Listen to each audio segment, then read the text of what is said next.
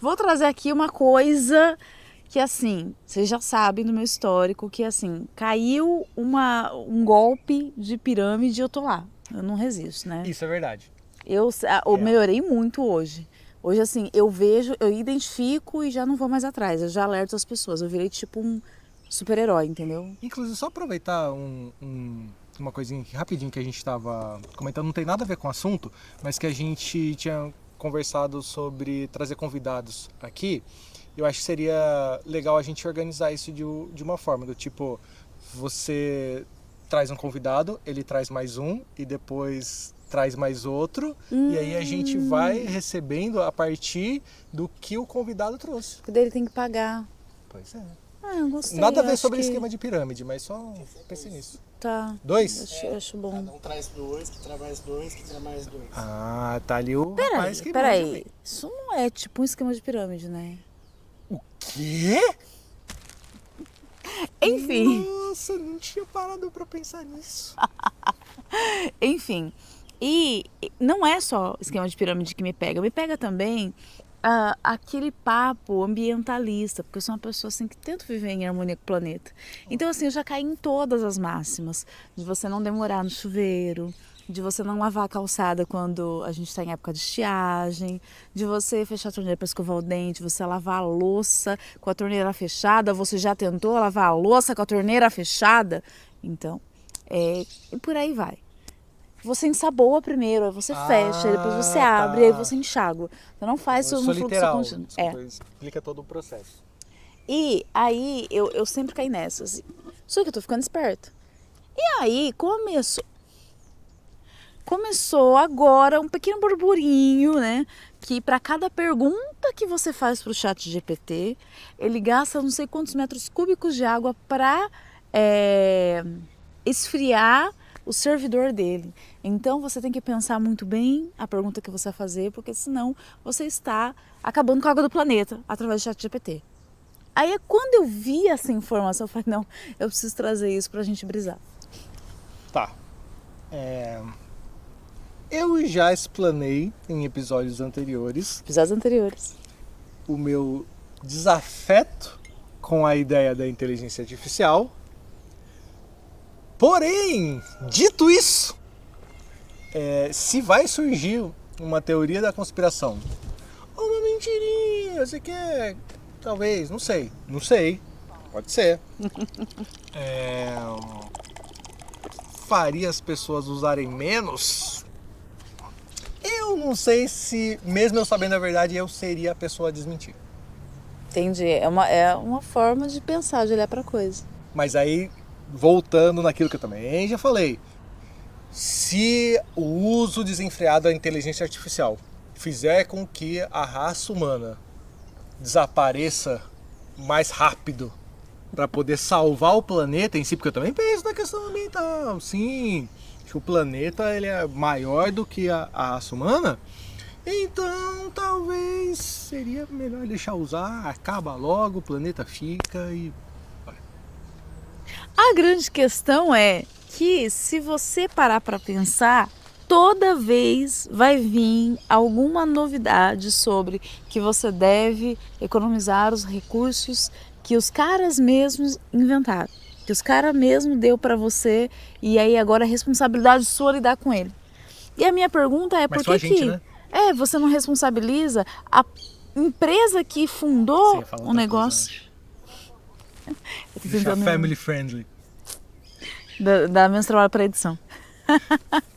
A empresa que fez, por que não responsabiliza ela, caramba? Por que tem que ser o consumidor final, que não tem nada a ver com aquilo?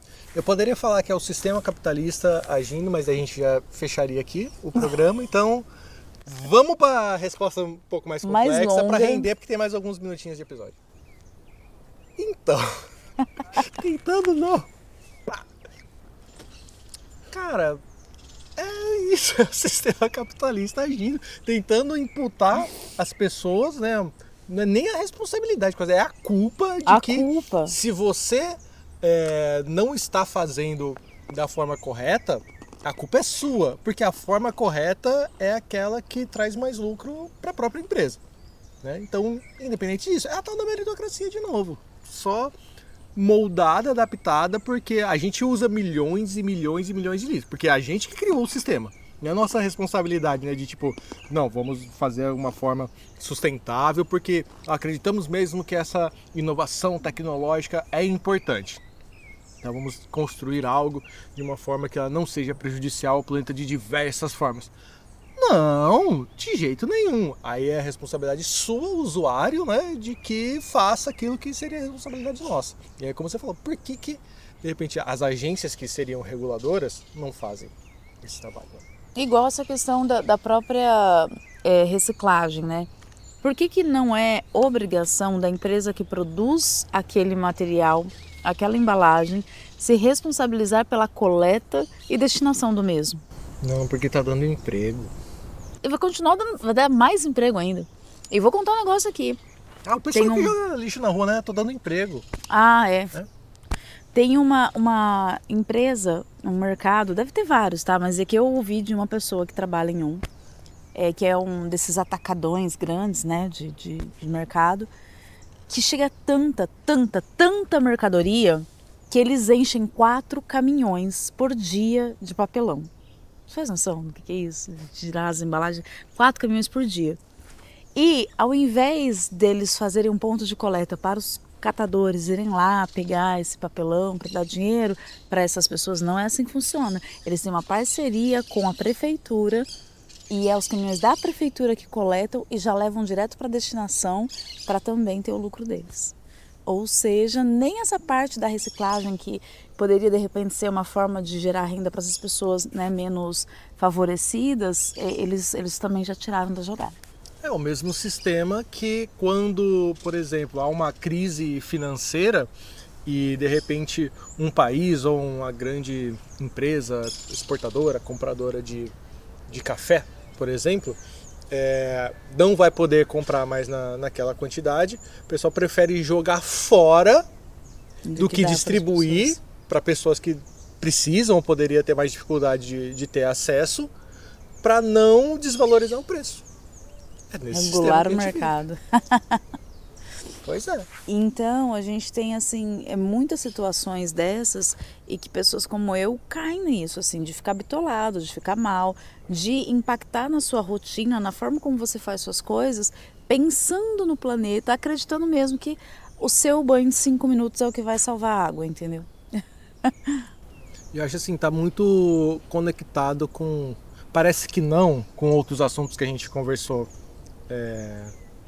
em outros programas, que desde, por exemplo, nas premiações agora estão falando que vão ter que assistir os filmes lá do Oscar. Não vai ter mais a EAD e tudo mais. Parece tipo, vão criando desculpas dentro do sistema. Não, agora a gente vai ajustar isso daqui. Mas se a gente não para pensar quais são os interesses por trás disso, né? E fica só, né, tipo, beleza, então agora vai assistir todos os filmes. Olha que evolução, que avanço. Eu falo, peraí, porque antes qual que era a intenção disso? Qual que é o objetivo de se premiar alguém? E aí acho que agora também com o lance do Ainda Estou Aqui, que avançou, né, e conseguiu a premiação e teve uma campanha mais robusta, tanto é que conseguiu chegar lá, acho que a gente teve um pouco mais de acesso de como que funcionam os bastidores disso, né? E para mim não tem cabimento, a gente já sabe, estabeleceu que a tal da meritocracia não existe, que é uma falácia, ok. Mas se fosse para premiar alguém dentro dos seus pares, né, por exemplo, então eu sou um ator, eu sou um diretor de cinema, e aí eu vou receber um prêmio de melhor filme, melhor direção, melhor ator, melhor atriz. É porque dentro desse recorte aqui, dessas pessoas aqui da área, elas acreditam que a minha obra realmente é a melhor. Que aí acho que muito seria uma questão de mérito, porque realmente é muito boa. Só que daí a gente vai ver como é feita a campanha, quanto mais recursos você tem, mais chances você tem de ganhar, não necessariamente pelo mérito artístico. Cara, nem isso, nenhuma premiação de um recorte muito específico cai nessa ideia de mérito. É só a publicidade mesmo, né? E falando em publicidade, nada me tira da cabeça que esse Achei movimento... que a gente ia fazer uma divulgação de algum produto aqui que a gente estava faturando, não? Se alguém quiser, tamo aí. Nada me tira da cabeça que essa febre do morango do amor não foi uma estratégia pensada, calculada por sei lá que grande movimento, seja os próprios produtores de morango, ou seja, qualquer outra cargas d'água que pensou e falou assim, a gente vai trazer essa receita, vai fazer isso virar uma febre entre as pessoas para aumentar o consumo desse determinado produto. Porque a gente não tem explicação. Então, em 2025, o negócio virar febre no nível que virou... Mas já não existia isso? Então, já existia, mas por que só exatamente agora virou essa febre, entende? Por isso que eu acho que é um movimento ali que junto com o algoritmo, você vai intencionando, vai direcionando a campanha e de repente, bum, todo mundo tá falando disso. E assim, foi rapidíssimo, né? Foi vertiginoso, foi pá, desceu, acabou. E aí virando umas outras coisas. Agora namorando do amor e pegar outra coisa do amor e também vai fazer a mesma coisa como maracujá e por aí vai. Eu lembrava mais de maçã do amor, né? A maçã do amor era o clássico da festa junina, né? Verdade. Então, tem muitas coisas assim que a gente está sendo influenciado, a gente acha que é um pensamento nosso. Então você acha que, tipo assim, esse negócio que você tem com o planeta é uma coisa sua. Não é. Tipo assim, alguém está influenciando você pensar desse jeito para você vestir um arquétipo, que de repente é o do Salvador, para você se sentir melhor. Mas você está sendo manipulado o tempo todo. Eu ando numa brisa muito grande de tentar justamente me entender no lugar disso tudo, sabe? Porque eu tô chegando nos 40 aqui agora. Beleza.